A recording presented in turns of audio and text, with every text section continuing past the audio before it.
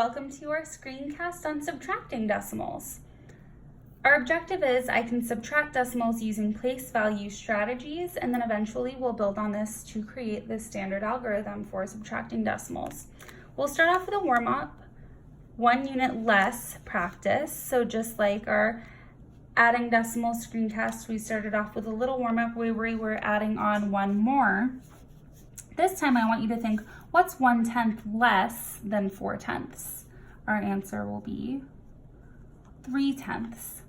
Then I want you to think 1/100th less here, 1,000th less here, 100th less here, and 1/10 less here. So you can pause the video, write down what you think, and then check.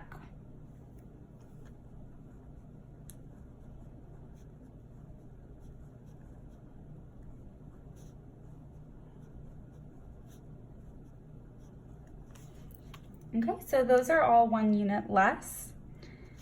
And you're going to set up your place value chart ones through thousandths again. And our setup looks similar to our last screencast. This time we'll be subtracting, so we'll be crossing out. And let's start with a simple one, 5/10 minus 3/10. So today I'm going to show my first number using this magenta color. And I'll show 5/10, 3, 4, 5.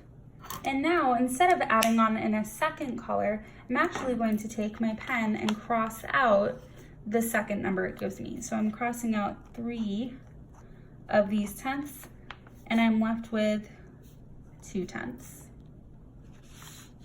Let's try the next one. 7 ones. 1, 2, 3, 4, 5, 6, 7. 5 thousandths. And I'm subtracting 2 ones. 3 thousandths.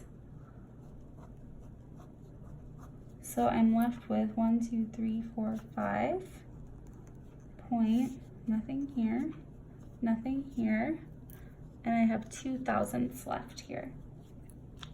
So 5 and 2 thousandths. All right. 6 minus 48 hundredths. Okay, well, let's start with 6. 3, 4, 5, 6. And now I need to take away 48 hundredths. Well, you can see the top of the place value chart here again. My hundredths are here and I didn't write anything here. So that means I need to borrow from the ones. And think of this like manipulatives. I could trade out a ones for hundredths pieces. I can eliminate one of these pieces and act like I just put 100 little hundredths cubes here. Now I can take away 48 of those. I could take the time to draw them all out, but that would be very time consuming. So once I take out my 48 hundredths over here, I'll be left with 52 hundredths. So I have 5 and 52 hundredths.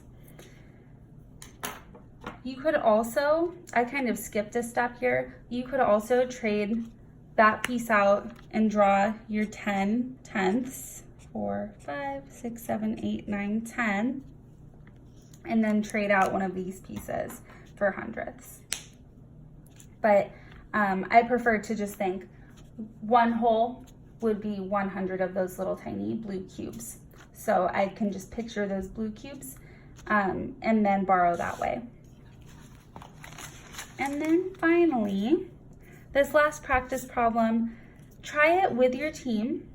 Once you're done with your team and you've all agreed on an answer, you're going to do the reflection on the next page.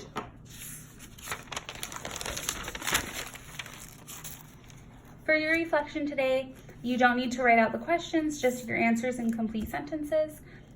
How is subtracting decimals like subtracting whole numbers? And then how is subtracting decimals different than subtracting whole numbers? And hopefully this lesson will help you kind of understand how the standard algorithm is built so that when we're just lining up the decimals like this, you understand why regrouping and borrowing and all of that works. Thanks so much.